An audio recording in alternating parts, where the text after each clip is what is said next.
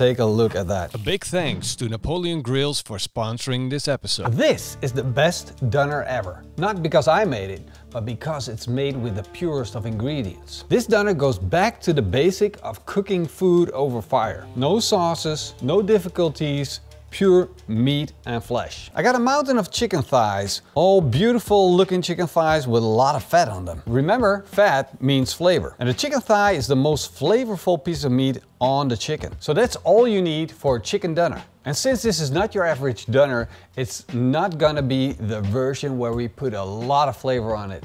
I went through the trouble to get the best products I can find. And if you've never tasted chicken before in the right way, you're starting today, because chicken is very flavorful. And to let the flavors of the chicken pop, I'm just gonna add some salt to these chicken thighs. And that salt is gonna enhance the flavors of the chicken thighs. These chicken thighs need to be flattened. So I'm gonna take this heavy pan and smash those chicken thighs as thin as I can.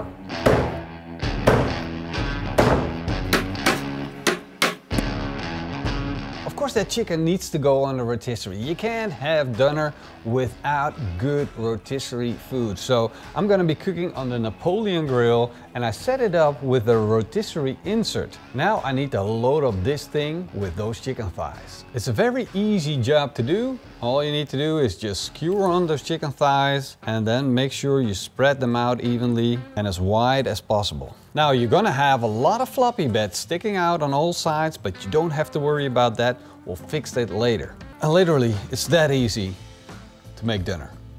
Chicken, salt, and a skewer. Now I need to fire up my Napoleon grill, and I started up some briquettes that I'm gonna place at the back of the barbecue. Because briquettes take a long time to start up, I prepared these ahead of time. I laid down a fire starter, lit it up, put my chimney on, loaded it up with briquettes, and after around 20 minutes they were hot enough to grill. These briquettes are going to be the base of my fire. They burn for a very long time and give my fire a stable base. Now, if I want more heat, I'm going to add a little bit of charcoal, put it on top. I banked all the charcoal to one side, so I have indirect radiation heat.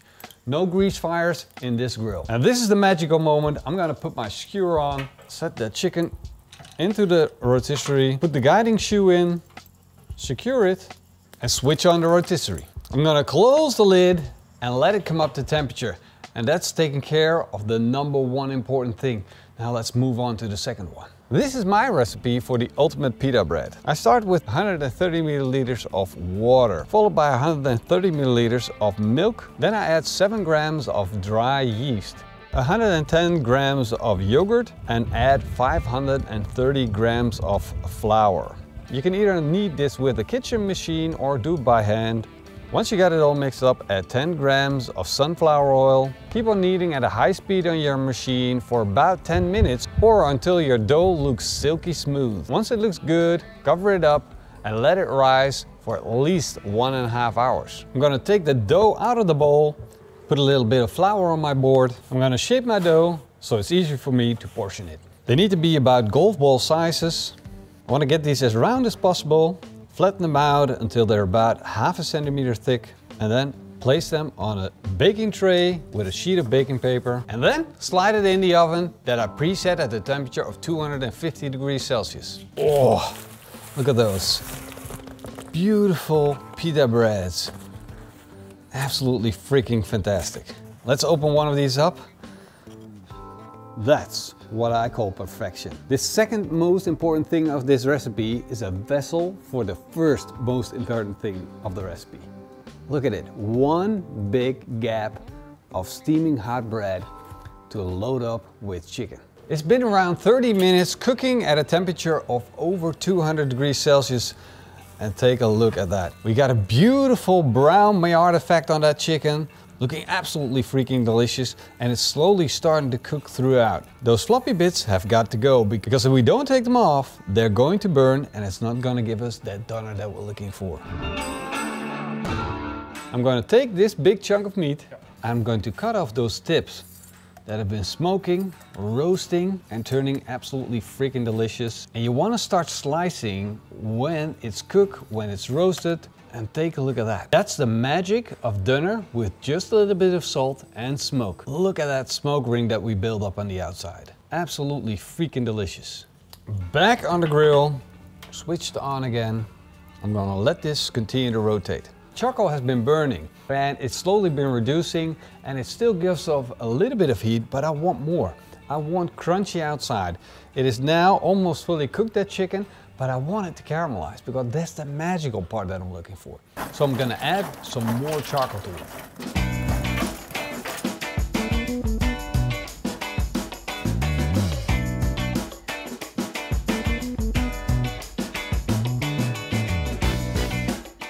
Of course, if you're going to put all that effort in to make fresh ingredients and make this a great experience, you're also going to need some fresh vegetables. Now, of course, I'm going to have some lettuce in the sandwich, but I also want that Turkish style of feeling. So I'm going to add some red onions and some tomatoes. The only thing that you need to remember is that the way you slice it, that's the way you're going to experience it when you eat it. So I'm going to slice it as fine as I can to get a smooth mouth-feel experience. As a final step, I'm going to freshen up that lettuce with a little squeeze of lemon juice. Now we're going to chop off all of the loose bits that sit on the outside. It's fully cooked through, and that's going to shape our doner. That's a basic form that I'm looking for. Nice round shape. Well, that's what I'm looking for. This is going to go back on the grill, and now we're getting the final crust on this.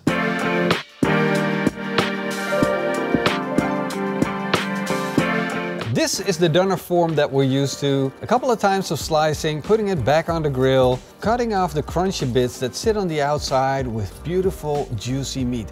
Look at all of that glistening, all of those juices, rendered down chicken fat. That is super tasty. Of course, I'm gonna load my sandwich up with some lettuce, some thin sliced tomatoes, and some red onion.